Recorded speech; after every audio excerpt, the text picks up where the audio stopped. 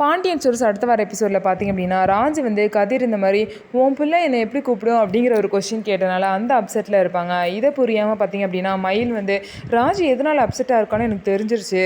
ராஜ் பார்த்திங்க அப்படின்னா அரசிக்கும் ராஜுக்கும் ஒரே பிரச்சனை தான். அரசி வந்து நம்ம மாமா கூட்டிகிட்டு வந்துட்டாங்க, அதே மாதிரி அவங்க வீட்டிலேருந்து ராஜை வந்து கூட்டிகிட்டு போகணும் அப்படின்னு சொல்லிட்டு ராஜு நினைக்கிறாங்கன்னு சொல்லிட்டு மயில் சொல்லிடுவாங்க. இதை கேட்டு ராஜு இன்னமும் கஷ்டப்பட்டு வீட்டுக்குள்ளே போயிடுவாங்க. இப்படி பேசினனால மயிலை வந்து கோமதி திட்டி அமைச்சிருவாங்க. இன்னொரு சைட் பார்த்திங்க அப்படின்னா மயில் சொன்ன மாதிரியே தான் ராஜி வீட்லேயே நினச்சிட்டு இருக்காங்க. ராஜியோட அம்மாவும் அப்பாவும் பார்த்திங்க அப்படின்னா ராஜி வந்து இந்த மாதிரி தான் நினச்சிட்டு இருக்காங்க. நம்மளை வந்து வீட்டில் வந்து கூட்டிகிட்டு போகணும் அப்படின்னு சொல்லிட்டு ராஜி நினச்சிட்டு இருக்கதா வந்து அவங்க நினச்சிட்டு இருக்காங்க. அதனால் குமார் வந்து ஜெயிலேருந்து வந்தோன்னே பார்த்திங்க அப்படின்னா குமார்கிட்ட ராஜியை நாங்கள் கூட்டிகிட்டு வர போகிறோம் அப்படின்லாம் சொல்கிறாங்க. ஆனால் ராஜிக்கு வந்து துளி கூட இதில் விருப்பமே இல்லை. ஏன் அப்படின்னா ராஜி கதிர் கூட சந்தோஷமாக தான் இருக்காங்க. கதிர் கூடயே லைஃப் லாங் வாழணும் அப்படின்னு சொல்லிட்டு ஆசைப்பட்றாங்க.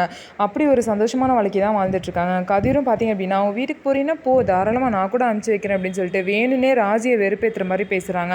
ஆனால் கதிருக்கும் ராஜி மேலே லவ் இருக்குது. ஸோ ரெண்டு பேரும் அவங்களோட லவ்வை வந்து எப்போ ஓப்பனாக சொல்லி உண்மையான ஒரு வாழ்க்கையை சந்தோஷமாக வாழ போகிறாங்க அப்படிங்கிறத பார்க்கலாம். எத்தனை பேர் வந்து தடுத்தாலும் இவங்க ரெண்டு பேரும் உண்மையான லவ்வை வந்து யாருனாலையுமே பிரிக்க முடியாது. ஸோ இந்த வீடியோ உங்களுக்கு பிடிச்சிருந்தா நம்ம வீடியோவை லைக் பண்ணிக்கோங்க. மறக்காமல் நம்மளோட சேனலை சப்ஸ்கிரைப் பண்ணிவிட்டு பாருங்கள்.